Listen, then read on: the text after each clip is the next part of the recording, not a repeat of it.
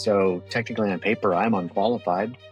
The natural law follows. When you give, you are rewarded. And when you are selfish, you're punished. See things through their eyes. Even when I was washing dishes at my dad's restaurant at 8 years old. When someone does wrong, they are actually more often than not going to suffer for that. Because maybe the outcome is sexy, but the work isn't. And now it's time to move on to the next. Welcome to the Willpower Podcast.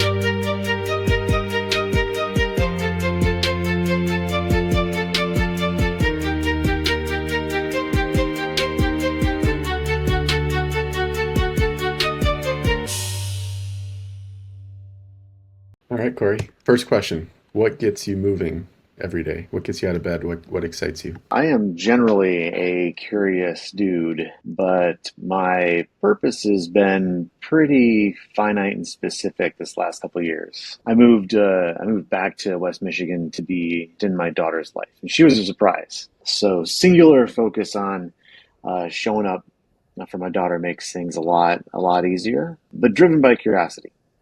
100%. And how does that manifest itself? Is it like you wake up and you're like, what am I going to learn today? What's the new thing?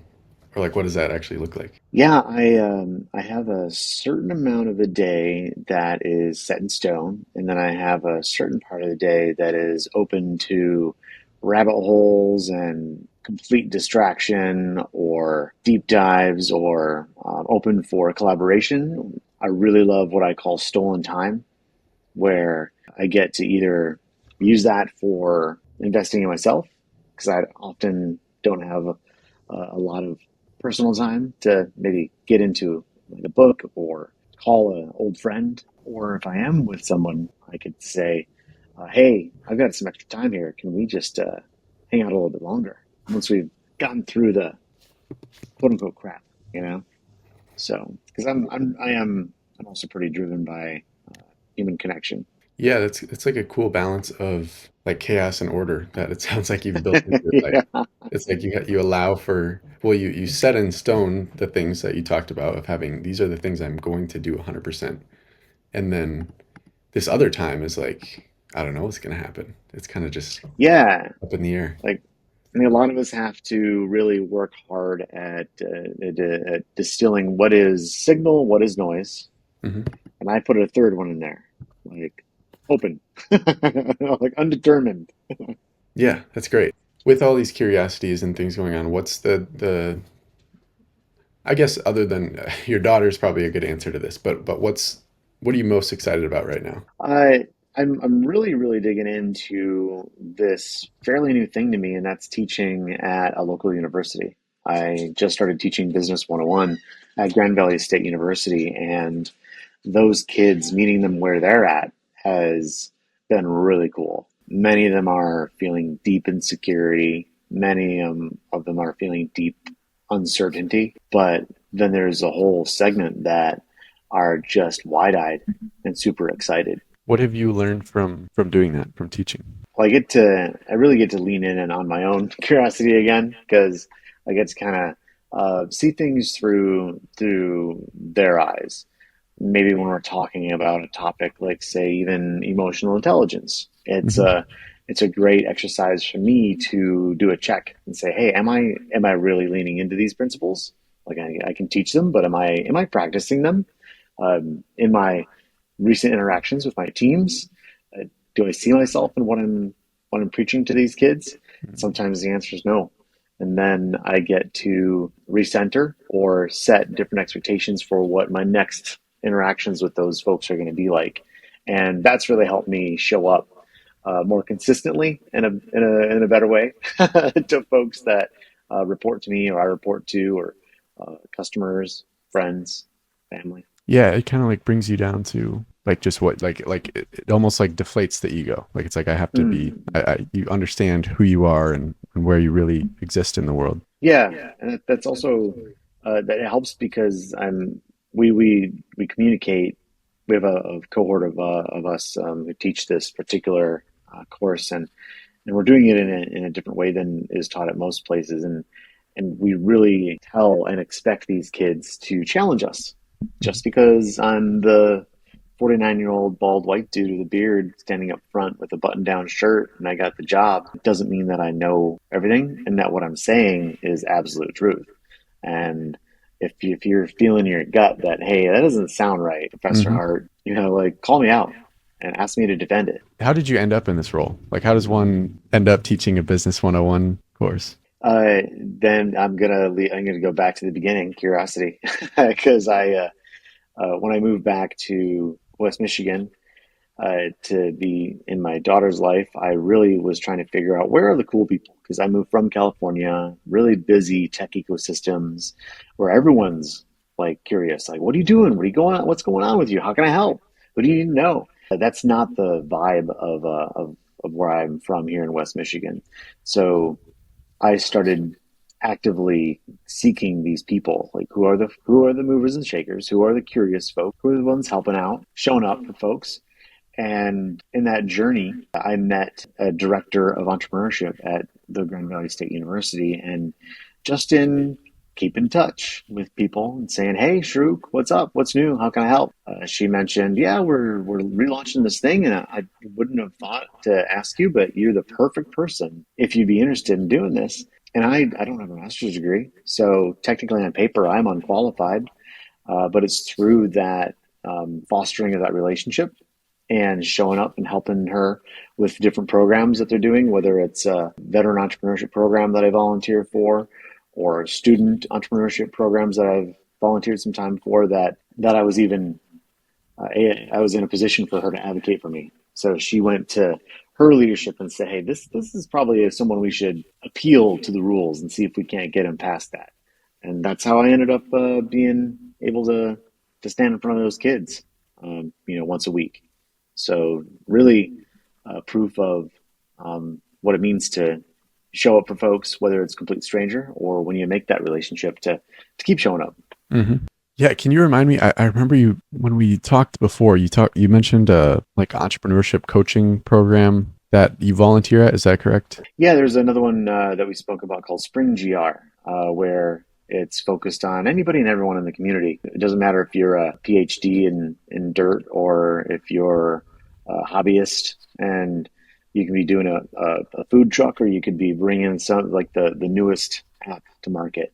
Hmm. And then they pair you with mentors, and they have a short program, but it's also accessible in the way that it's $100 for anybody to go through the program, and then Okay. you have lifetime access to the whole cadre of mentors. Hmm. And so I'm part of that team, and occasionally, maybe once every other month or so, someone will reach out to me and say, "Hey, I saw that you're an advisor here, looking for some help around this, and that, and would you mind meeting a few times?" So it's just so much fun to get in the weeds with somebody and really like no stakes, right? Because it's these short little sprints of whether it's a half hour or a half hour a month for a few months. It's fun just to give what I got.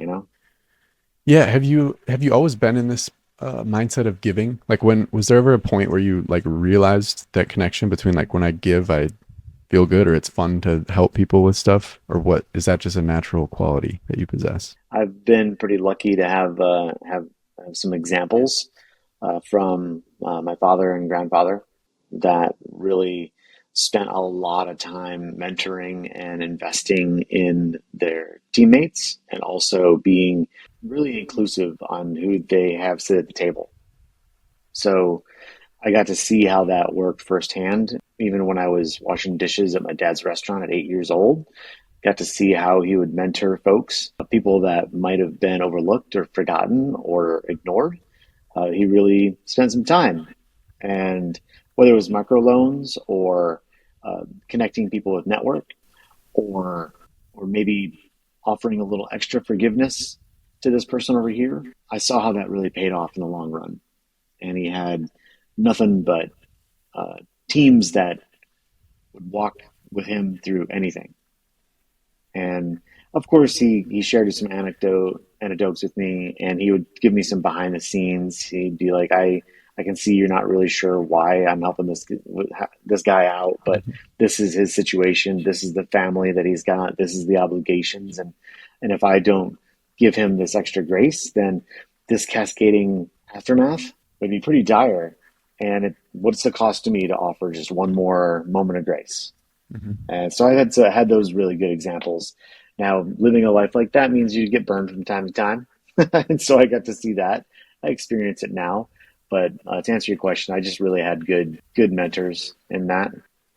Yeah, I just went through a Vipassana meditation course, and that was a big part of what they teach. Well, basically, they say if you follow this path, which is like you're meditating, you're kind of learning a little bit on the side, but the majority of it is just meditating, understanding yourself and your mind. And what they say is as you go through that process, you will naturally just begin to want to serve people. Like that will just come about. And then part of like the ancient philosophy is that the natural law follows: when you give, you are rewarded. And when you are selfish and not giving of yourself, you're punished. Just naturally, not like anyone doing it to you, but you are just going to be punished. Hmm. Yeah, it makes a lot of sense. And another thing to add on to what you were talking about being burned, that's something that's always been kind of a hindrance for me. When I think about I want to help this person, but I don't want them to take advantage of me. I don't want that to happen. Another thing from this course that stood out to me was this understanding that when someone does wrong, they are actually more often than not going to suffer for that. So if you take Hmm. advantage of someone, you don't feel good about yourself. Like there's something wrong with you that is making you do that. And so having actually compassion for people Hmm. who would burn you, like completely flips the script and changes that friction point of like, oh, I want to help them, but I don't want them to use me. Yeah, I agree with that 100%. And it's there's that parable around the we'll see, and like, yeah, this happens. Well, okay, we'll see. Hmm. And I have to be careful. I have to remind myself to not expect, like being free of expectation. Hmm. And and when we're talking about, say, rewards or reimbursement, sure, I got to pay rent, but showing it for folks, especially all the work that I do outside of being paid or whatever, I don't get to determine what my reward is Hmm. or when it is. So just because I have some lean months doesn't mean that I'm not rich, you know? Right, right. Okay, so working with like founders and people at startups, what patterns do you see in people that are successful or end up succeeding? Even if like you meet them at a point where they're not like successful, Hmm. how do you like what qualities do you see where you're like, yeah, that person's going to make it? It's this mindset that we've just been talking about. It's the how can I help mindset. I also operate as a chapter director for Startup Grind here in West Michigan, and we're a network of startup folks, technologists, investors, and it's not your typical networking organization. Our values are just a little bit different. One of them is make friends because we don't want the relationships that we create to be transactional. We want them to be relational. It's give before you receive, help others before you help yourself. Doesn't mean that at the end you aren't hoping to maybe get signed on as an advisor by one of these people so that you can, pay the rent, feed your daughter. But it's the make friends, help others, give first. And I invite every single one of these folks that I mentor, whether it's a student or otherwise, to join the chapter in this organization because it is just wherever you go, whether it's a room of 9 people or 900 people or 9,000 people. We have a chapter in Egypt, and the founder of this organization tells this really fun story where he was visiting Cairo, and it was a fairly new chapter director, and the meeting was down in this basement in some university, and the founder of Startup Grind was like, "Where are we going, and what is going on?" And like, this, like, who's gonna find this event? And it turns out like 9 people showed up, and he was like, the vibe was there. Like the ethos, the values were in that room with those 9 people was probably one of the best events I had attended that year. And that was after attending like a 2,000 person party in Tel Aviv, where it's sponsored by Heineken and there's a DJ and, like there's pitch Hmm. events and VCs, like money for everybody. The vibe is the same. It doesn't matter. 9 people in a dark room in the basement in Cairo or a huge rooftop party in Tel Aviv on the beach.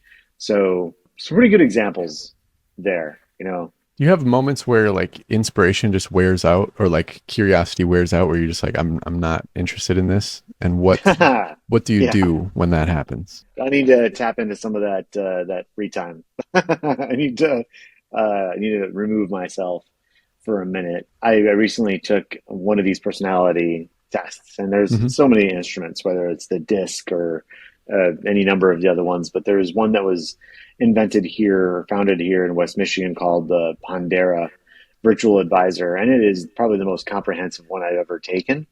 And it has me pretty evenly split as like introvert extrovert, and also pretty evenly split in like I need to know or I need to know why.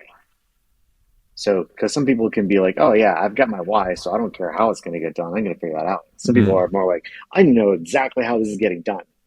Like, Hmm. otherwise, it's hard for me to show up. I'm kind of split in both.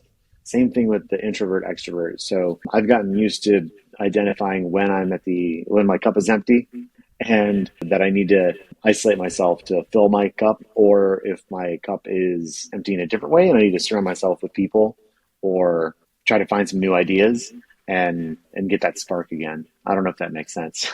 Yeah, yeah, for sure. I think I mean, it's important to just listen to your mind and your body in terms of like, okay, like there's a reason I'm not excited about this right now. Hmm. And it could just be as simple as like I just need rest or I need time away from it. I need a break from this and let my brain get more excited again. Oh, totally.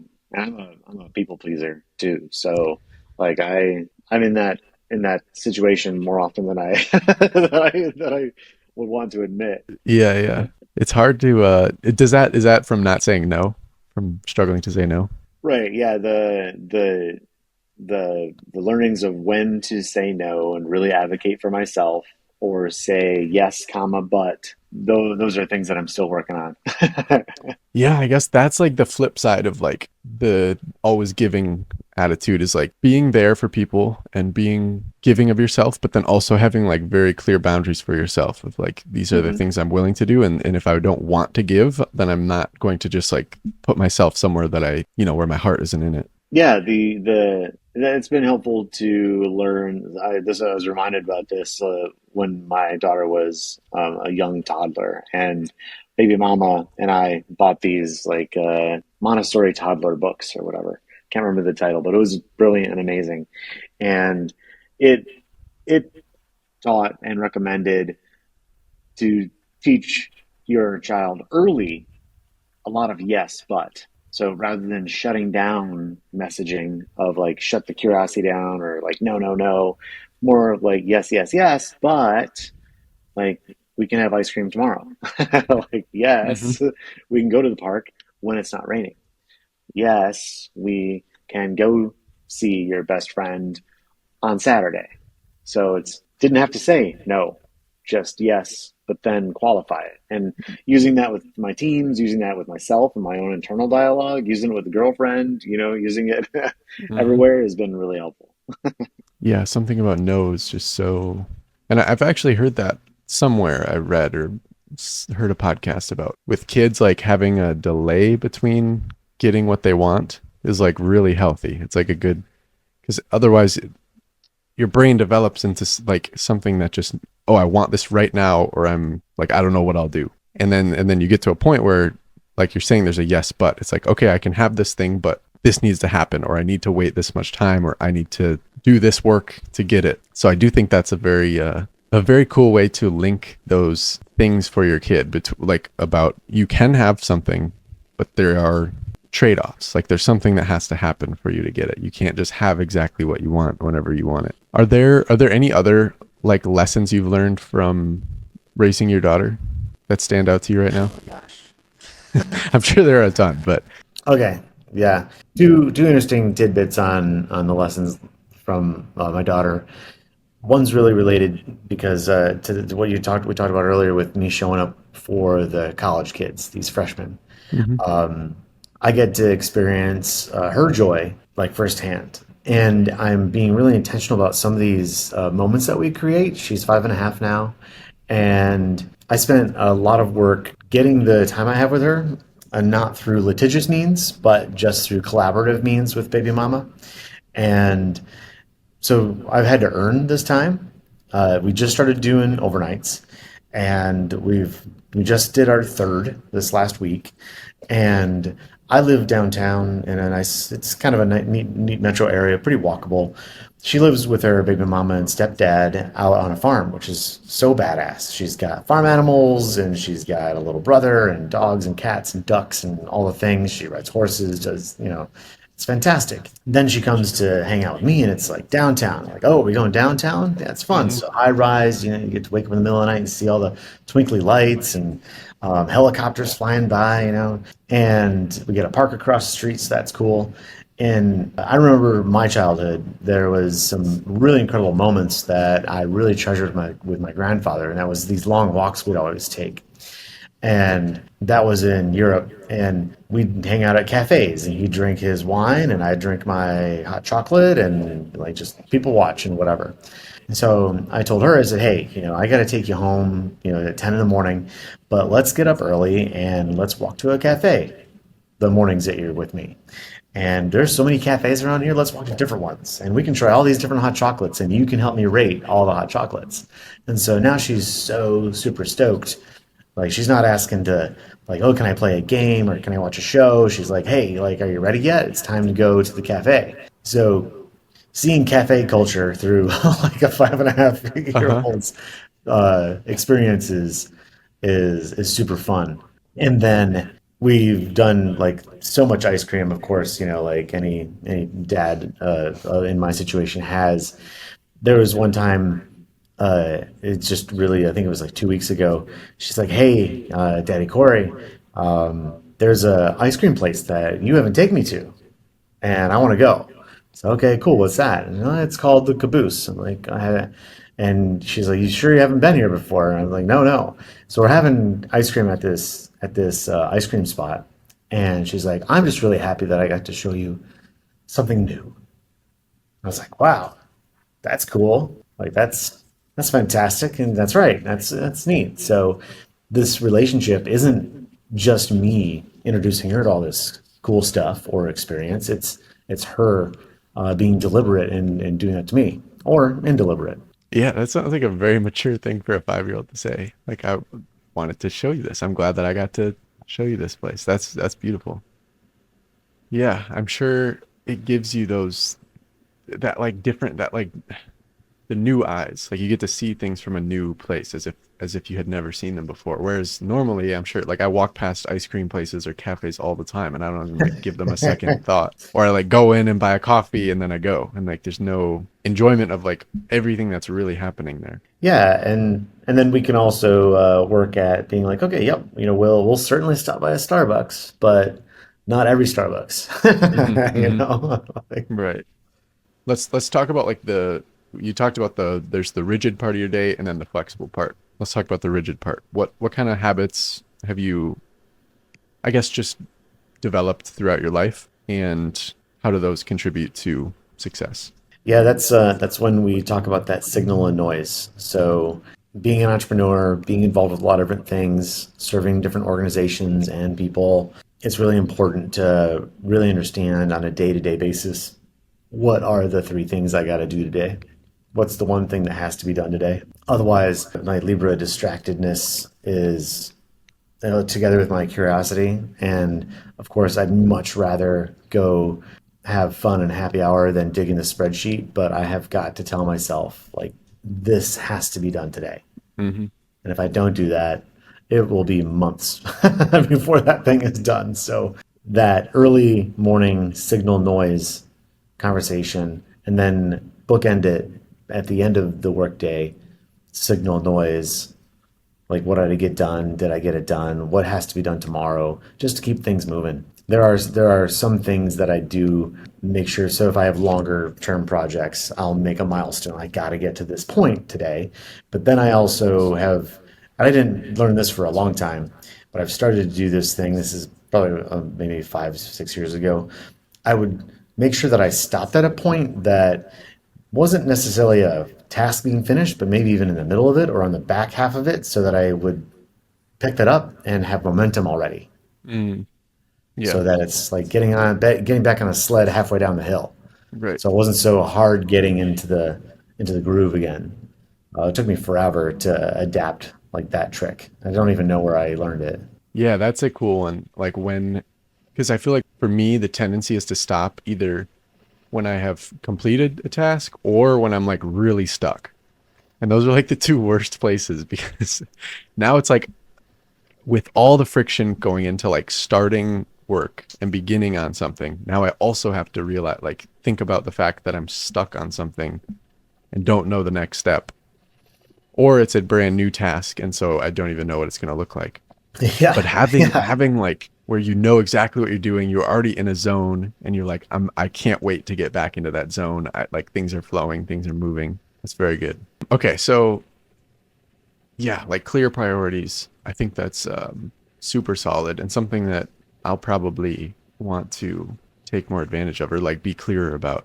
I feel like there's this like arbitrary work that just like, okay, I'm gonna work on this thing, and then I just start like, okay, I'm just working on it, but like there's not like the clear like these are the things that really move the needle. These are the most important pieces that if I get these done, I'm sure that I'll be successful in some way. yeah. So I think It's those are we're huge. both in like these tough spots where things are shifting really fast Hmm. in media, in business, in attention, and the noise is valuable. It's not about filtering all the noise to eliminate it. It's about just understanding where its place is and how much attention you can give it. Hmm. Okay, you talked about the guidelines of the mentorship business program that you help with. Hmm. On a more personal note, do you have any principles or rules that you live by?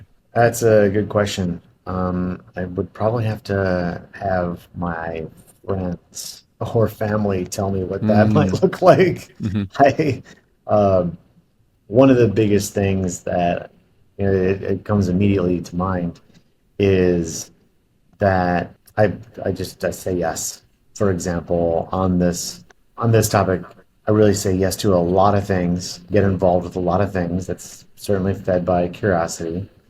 A lot of times I'm sitting in these instances or these places and I'm like, why did I say yes to this? And then I'm waiting for that reward. Who knows if it's today, tomorrow, next year, 10 years from now. It's probably someone I'm going to meet or maybe, I don't know. Oftentimes that's the case. I run an internship program where I have this intern army, and the biggest thing that I do there is I hire everyone. Like I don't like, sure, send me your resume. I don't care. You're hired. Like, let's talk about what you want to do, where you want to be. Let's talk about you, who you are. What's your curiosity? What do you want to learn? Because chances are I know somebody who might be looking for someone like you. That's been so great because the people that maybe have not looked great on paper are some of the best, most curious kids and have been the most successful contributors just by being like, "Yep, come on, let's go, let's do this." Yeah, do you think that's just people who don't know how to, like, is it literally that they just are don't have a like a strong resume, or is it that they don't know how to advocate for themselves, or what's the issue there between It who may they be a are mix and there. Yeah, maybe a mix of a lot of things. I think what is it? It's some kind of ceiling. Is it a paper ceiling where your resume doesn't really showcase your skills, and so like the eyeballs and the bias and the algorithms like keep you down. Mhm. Like you say, maybe even hiring, depending on the organization and the type of organization, I'll apply that same mentality. Like I'll come for an interview. They're like, "Hey, did you get my resume? Yeah, I got your resume, but I didn't read it. Like, let's just let's just talk." Right. And then even if the conversation was awkward and I have an idea of where I could put them or whatever, or really learning about them and where they want to be, because especially with organizations or projects that have a lot of say line level folks that are fairly interchangeable, because if you're curious, I can teach you anything, basically. Hmm. And if you show up mostly on time, awesome. Like I want this to be a stepping stone. And I don't care if I'm hiring you for a VP. Like what is this a stone to? You know, and that's kind of what that's overarching what kind of mentality or vibe I want to have in the teams and organizations that I work with that keeps me really going too. So being like really leaning into yes is the biggest value I've got. Hmm. I'm trying to instill that in others. Yeah. Where's the balance there between our conversation earlier about saying no or saying yes, but how do you balance those? That is probably like really framing the opportunity or the challenge in a very honest way. Hmm. So it's like, hey, yeah, I'm happy to get you onto this team. This is the work that we're doing. You say you want to be here. This is going to be a part of getting you there. It might not be fun work day to day. Parts of it might actually be drudgery. They might be soul sucking, but not every role is, all like cookies and ice cream all Right. day, every day. So that's where maybe the yes, but is. We're just in being really honest about framing what it is that we're doing, the importance, mapping that to the outcome, because maybe the outcome is sexy, but the work isn't. Hmm. A lot of the most lucrative stuff out there isn't sexy. So what Yeah, do you that's want? very And what are true. you willing to do to get it? Very true. Because like yeah, the sexy work is what everyone wants to do, and so there's not as much to go around. What is something that you are currently struggling with? I am struggling with how to do more of this education stuff, but not have to be an in-class professor like all the time. Like, and also pay the bills. I Hmm. find just so much joy in what I'm doing there that I would love to get more of it, but I'm afraid if I get more of it, it'll turn into work. Like they say, if you do something that you love and then you get paid for it, all of a sudden it's a job, Right, right. that kind of thing. So that's I'm struggling with this new idea of what I want to be when I grow up. So it sounds like you enjoy the teaching so much, but there's the kind of struggle of how do I do more of it without destroying that flame? Yeah, it's like yeah, it's the hunter that is sad when he catches something. Yeah, right. Yeah, that's a good one. That's a I mean, it's a good problem to have. Like you found something that you love. Now you have to figure out, okay, how do I continue to love it and still Yeah, have it? and I'm living maybe my fifth life right now as far as like professional careers and things, and so I've gotten good at um, maybe catching and releasing. Like hey, Hmm. I've taken this further than I ever thought I could go, and now it's time to move on to the next thing. Yeah, I forget. I think I asked you before, but are you still in your role at Mntavi as well? Yeah, that's going really well. So started with Mntavi about a year ago. Started as an advisor Hmm. contract, then was hired full time to take a product go to market. And a few months ago, I was asked to lead the whole marketing communications business business development and growth team. And so that's been really cool. Had to basically build the function from scratch and hire a team from scratch. So doing complicated things, and marketing and growth is like a really strange thing right now with AI search, like just changing the landscape. It's like the beginning of the internet all over again.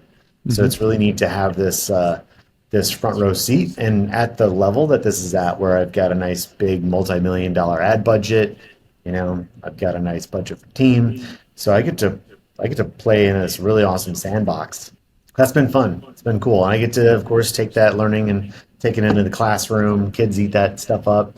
And then as I'm exploring all these fun new tools and methodologies, I get to share that with these smaller entrepreneurs too. Hmm. Because we're at a thing now where like AI is so impactful, and it doesn't matter if you're enterprise org or if you're a entrepreneur. Like I'm really super excited about learning about what you're building and where that's going to go. So I'm so thrilled to stay in touch after this. Yeah, totally.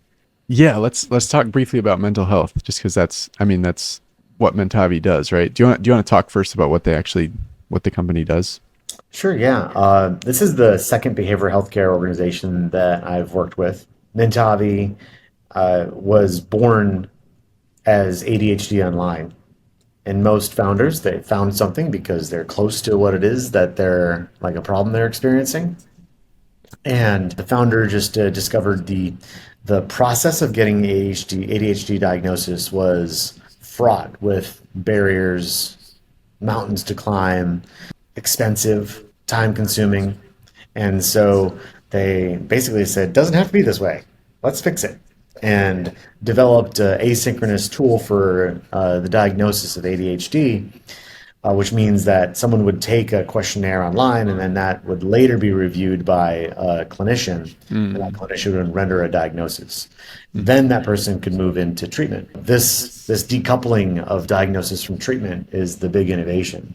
So instead of going into treatment and then maybe months later and thousands of dollars later you get a diagnosis, now we have a comprehensive instrument which can screen for almost 40 different conditions. Get the diagnosis first. And because of the methodology, and we're able to do that for less than $200. So it really reduces the barrier of access. You get your diagnosis between 2 and 5 days, then you can decide to go and treat with us or someone else. It's portable. That's another barrier that was slashed. So that's been a lot of fun.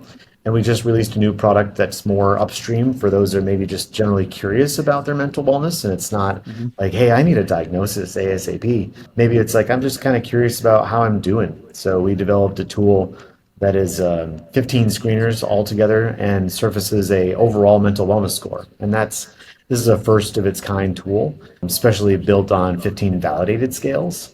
So now we're bringing that to market and really just trying to show up and help people out where we can, whether it's universities, we work with a lot of universities, organizations, hospitals, therapy clinics, coaches. Have you taken the quiz yourself?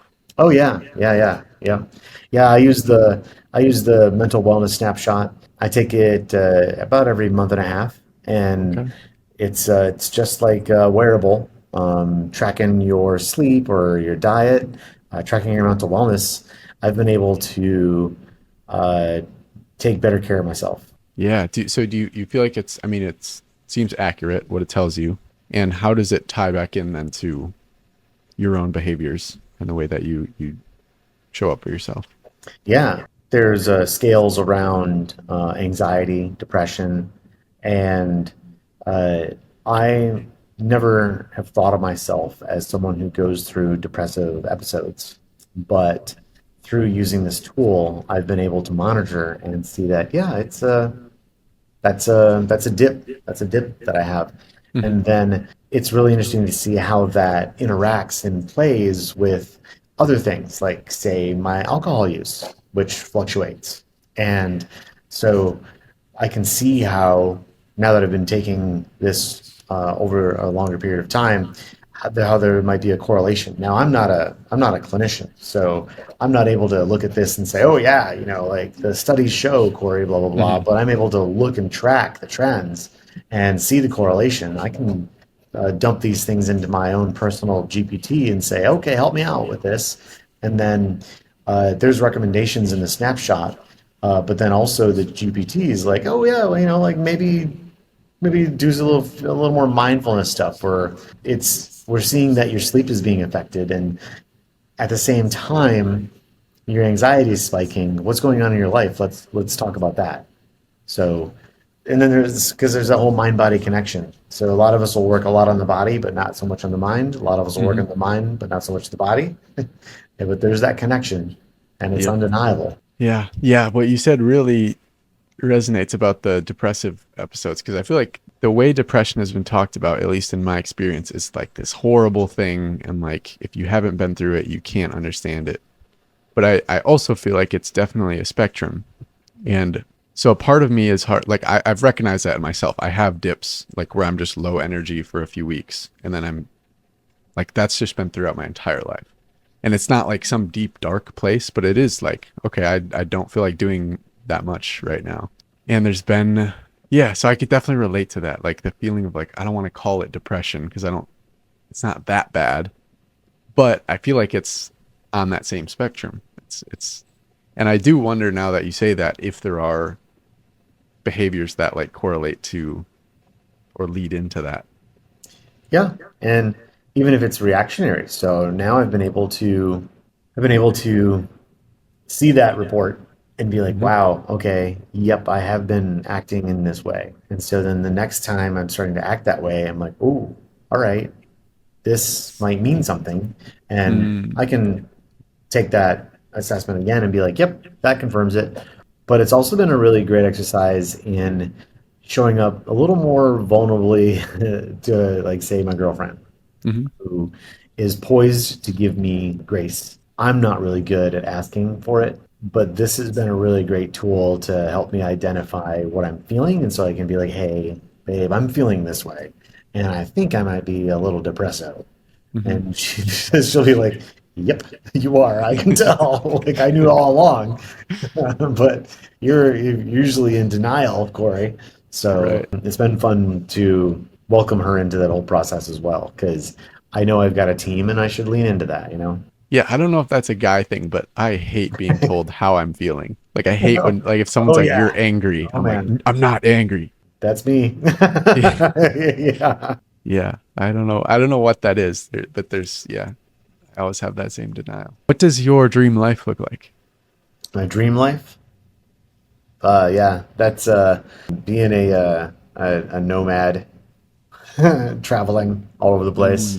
Mm-hmm. Are there any other components of it?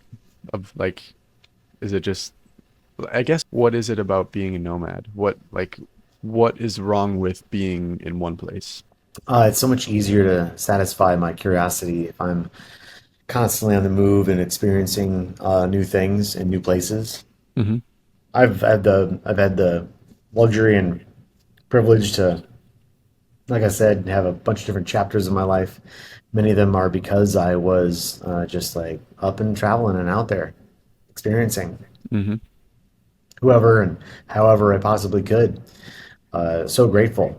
Um, so I'm working real hard at digging into the things that I know make me happy, and that's the curiosity thing. So I was able to remove the nomadic thing, being like, oh man, my happiness is tied to being a nomad. Well, why? Okay, well, it's because I'm a curious human. How can I exercise that by being quote unquote stuck here because I need to be or want to be with my daughter? All right, what are things that I can do here now that are more in one place Right. that still feed that higher calling? But the answer is still, like, if I had my ideal life, like I'd probably be in like Ukraine, or I'd be in Italy, or I'd be in Mexico City. I don't know. I'd be my favorite place is what I tell people is elsewhere. And there's a really cool German word called Fernweh, and that is a longingness for elsewhere. So I'm curious then, is it ever enough? Like, is there ever a point where you're like satisfied, or is it always that there needs to be something, you need to be somewhere else? Well, that goes back to the back and forth of introvert, extrovert, why or how. So yeah, I do definitely get exhausted by the newness of new places. Then I just sit still. I just stay still for Hmm. a little bit and create maybe a new home. So I've lived multiple places, whether that's been for a few months or a few years. I've never been the one to be like, oh, I gotta go home and then back to West Michigan. But I would just probably just kind of like sit down, stop walking. Yeah, that's cool. All right, Corey Hart, thank you very much for coming on. Do you want to tell people where they can keep up with you and see what you're doing? Yeah, I'm of course eager to meet anybody and everybody. So please reach out and find me. It's CoreyTheHart .com, COREY, the heart HART .com. Awesome. Yeah, thank you again for coming, man. Bye, everybody.